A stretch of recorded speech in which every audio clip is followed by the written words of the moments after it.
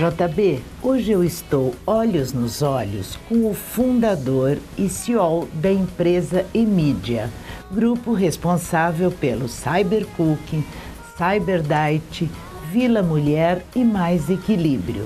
É um dos precursores da internet comercial no Brasil. Cybercook, primeiro portal brasileiro de gastronomia e culinária, teve dois fatores decisivos para que passasse de um projeto pessoal para um negócio.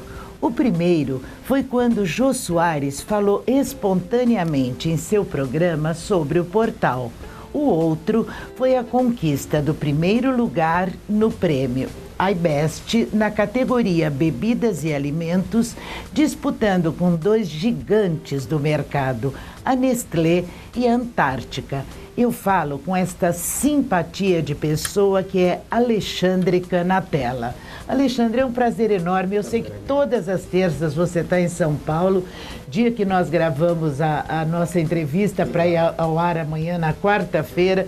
E olha, sinceramente, foi uma sorte você estar aqui hoje. Eu digo que os satélites todos estelares, eles conspiram às vezes para acontecer coisas agradáveis, como estar aqui com você, olhos nos olhos. Ai, que bom, muito obrigada. E eu quero já começar perguntando para você o seguinte: você vai dar este segredo para mim e para o meu pessoal todo. Como é conseguir fechar um contrato milionário como você fechou num elevador?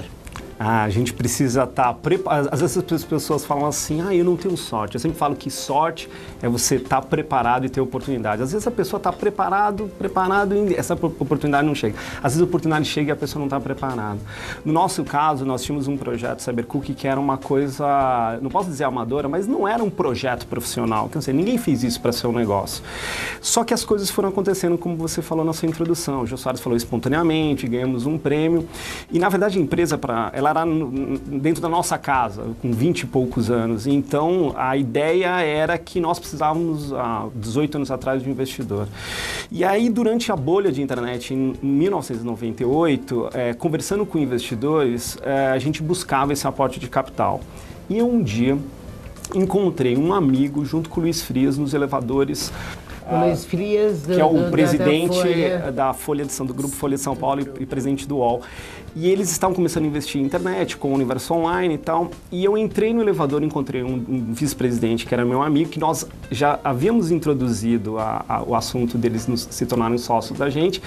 E aí eu comentei sobre se ele havia lido o nosso plano de negócio. Ele falou, li, não tive tempo de te responder. A gente saiu de lá umas 4 horas desse elevador. Às 19 horas ainda em São Paulo, eu tinha um e-mail, uma mensagem no meu celular dizendo: retorne aqui a Barão de Limeira, que era onde era a sede do Universo Online e da Folha de São Paulo de até hoje, para que vocês conversem com um diretor de investimento. E daí a gente criou uma história com eles, onde eles foram sócios nossos durante 3 anos. E a empresa começou com esse... Quer dizer, você falou em sorte, em conhecimento, em oportunidade. Eu também acho que é assim. Agora, você acredita em destino? Rapidamente, que não é o nosso assunto. Eu só estou perguntando isso porque você falou em sorte e me acudiu perguntar. Eu acredito, mas eu também acredito que você encaminha o seu destino. Eu acho que é extremamente importante você encaminhar o seu destino. Tem pessoas que só acreditam no destino, mas eles também não dão uma forcinha para que os bons destinos aconteçam. Não fazem sua parte. Principalmente assim, porque o destino pode ser uma coisa que não seja agradável. Acho que se você encaminha as coisas para um bom caminho de destino, você encontra aquela pérola de destino bacana para o que você almeja. Também acho. Agora, Alexandre, como foi essa questão de você ser um dos únicos escolhidos no Brasil para testar os famosos óculos do Google?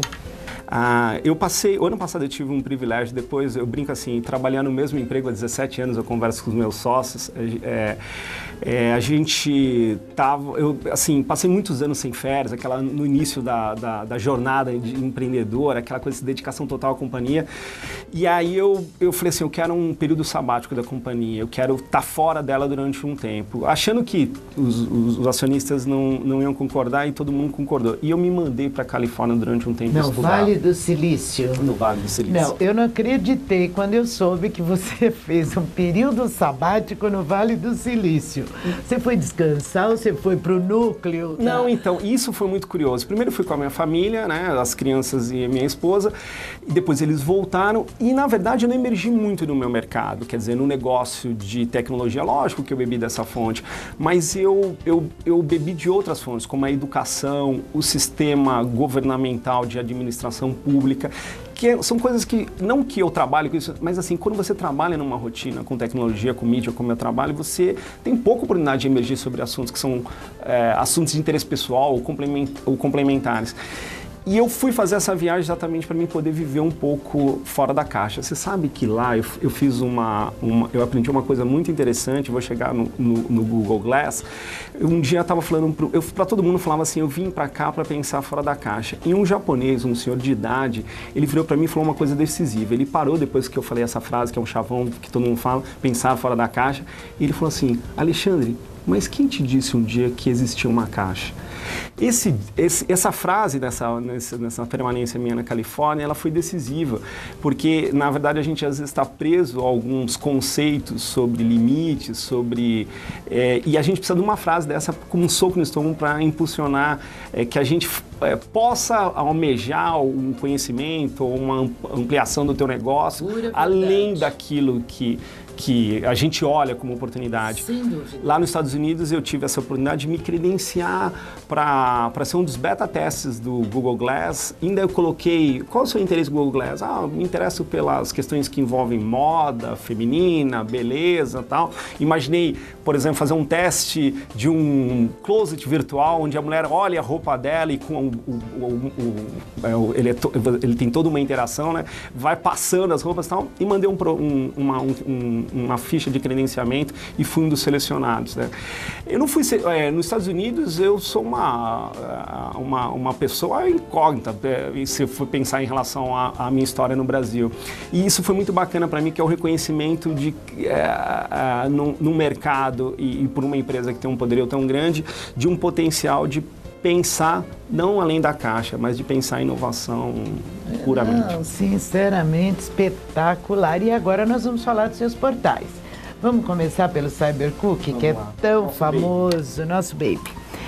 Você é o pioneiro nisso, em compartilhar receitas. Exatamente. Você gosta de cozinhar? Eu adoro cozinhar e a primeira vez que eu cozinhei foi um doce de goiaba quando eu tinha 9 anos. Meu Deus, você tinha que subir no banquinho para alcançar o goiaba fogão. E açúcar, aquela história de goiabada cascão, e de lá nunca parei. Lógico que o CyberCook, ele trouxe uma dimensão de... Então a ideia veio desse amor à cozinha mesmo. Na verdade o CyberCook, ele foi idealizado pelo meu sócio. Tá. O Luiz, ele é um profissional de tecnologia, o diretor hoje de tecnologia da companhia. E ele pegou um livro para fazer um site como ensaio do aprendizado dele do livro. Tá. E aí ele olhou assim e falou assim, as mulheres têm um problema. Elas colecionam receitas em um caderno que ela ganha no pré da filha dela e vai anotando as receitas, colando as embalagens dos produtos, do jornal, e aquilo tem um limite, ficar todo amassado dentro de uma gaveta. Eu quero fazer com que esse caderno não tenha limite e quero que as pessoas compartilhem esse conhecimento. E o Luiz começou esse projeto. Logo eu cheguei na ideia dele e falei, nossa, isso daí tem um potencial enorme de estar em milhares de casas. Mal sabíamos que a gente atinge milhões e milhões de casas pelo Brasil. Verdade, porque você tem mais de 100 mil receitas no acervo editorial, é isso? São mais de 100 mil receitas. Que maravilha.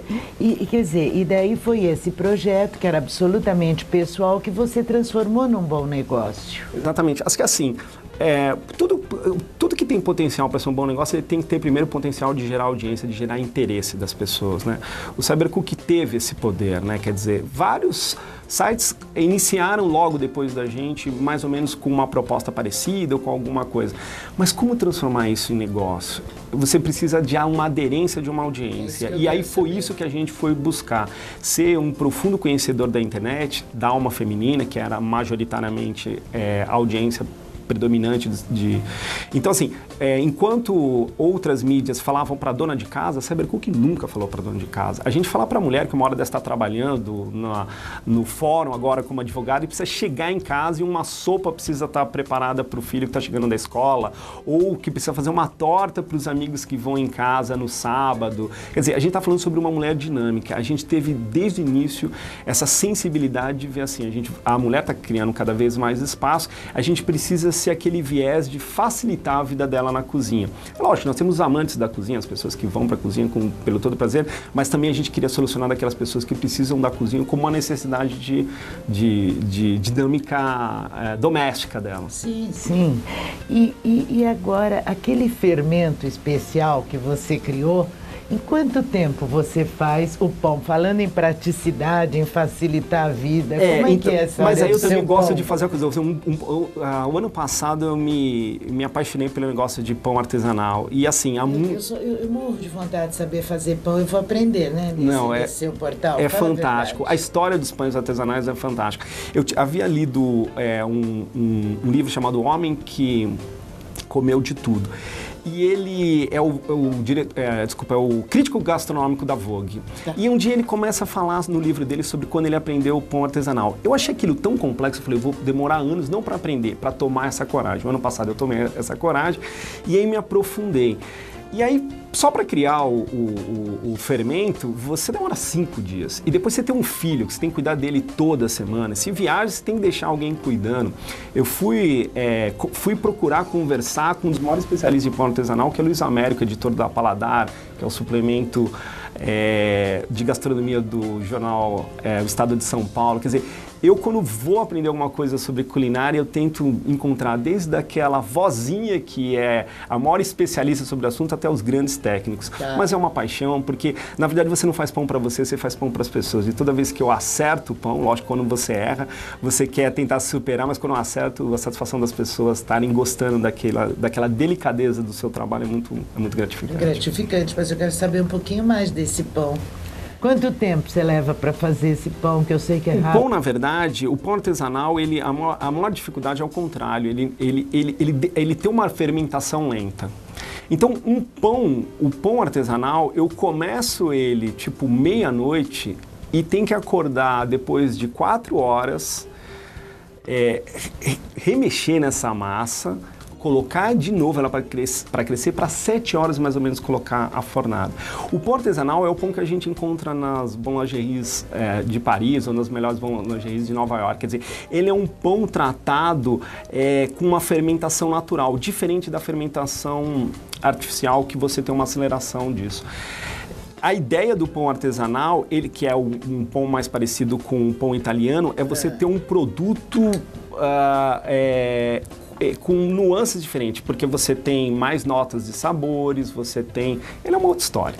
Uma outra história, mas esse fermento que você criou caseiro, que ele é absolutamente caseiro, o que mudou? Só dá uma dica, explica um pouquinho desse fermento. O fermento, na verdade, é uma junção de farinha com algum elemento. Por exemplo, o que eu fiz, ele era um fermento que eu usei abacaxi. Então você coloca abacaxi, você coloca farinha, no caso coloquei farinha integral, orgânica, né, para tentar que as leveduras possam ser o mais puro possível, e um pouco de água.